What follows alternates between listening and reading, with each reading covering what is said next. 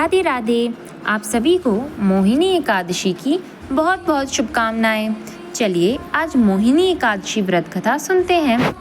सरस्वती नदी के तट पर भद्रावती नाम की एक नगरी में चंद्रवंशी नामक राजा राज करते थे।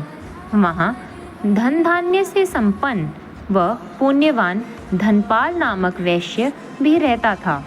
वह अत्यंत धर्मालु और विष्णु भक्त था। उसने नगर में कई भोजनालय, पियाऊ, कुएं, सरोवर आदि बनवाए थे। उसके 5 पुत्र थे। 5 पुत्र में से 5वां पुत्र बहुत दुष्ट और महापापी था। वह दुराचारी व्यक्तियों का संग करता और मांस मछली का भी सेवन करता था। इन्हीं कारणों की वजह से उसके पिता ने उसे घर से निकाल दिया। वह घर से निकलकर अपने गहने कपड़े बेचकर अपना पालन करता था। पर कुछ समय के बाद जब ये सब भी नष्ट हो गए तो वह चोरी करने लगा। चोरी करते हुए पकड़ा गया तो एक बार लोगों ने छोड़ दिया। दूसरी बार जब पकड़ा गया तो सब उसे राजा के पास ले गए। राजा ने उसे कारावार में बंद कर बहुत दुख पहुंचाया और बाद में उसे नगर से निकलने को कह दिया।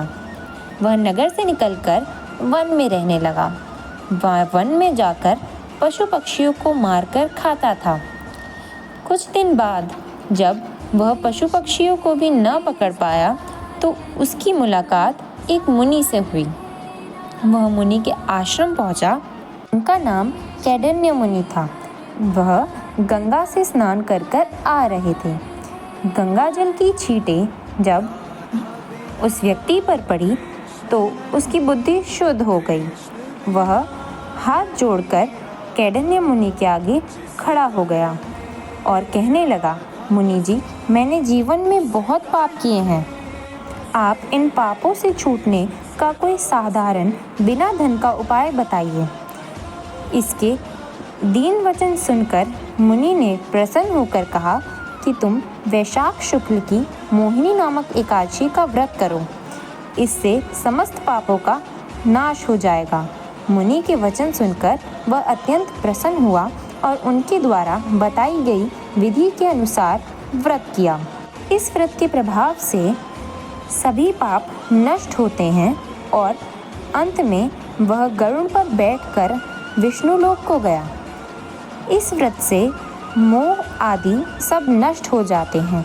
संसार में इस व्रत से श्रेष्ठ कोई व्रत नहीं। इसके महत्व को पढ़ने से अथवा सुनने से 1000 गोदान का फल प्राप्त होता है। जय जय श्री राधे। ऐसी और वीडियोस के लिए लाइक शेयर सब्सक्राइब।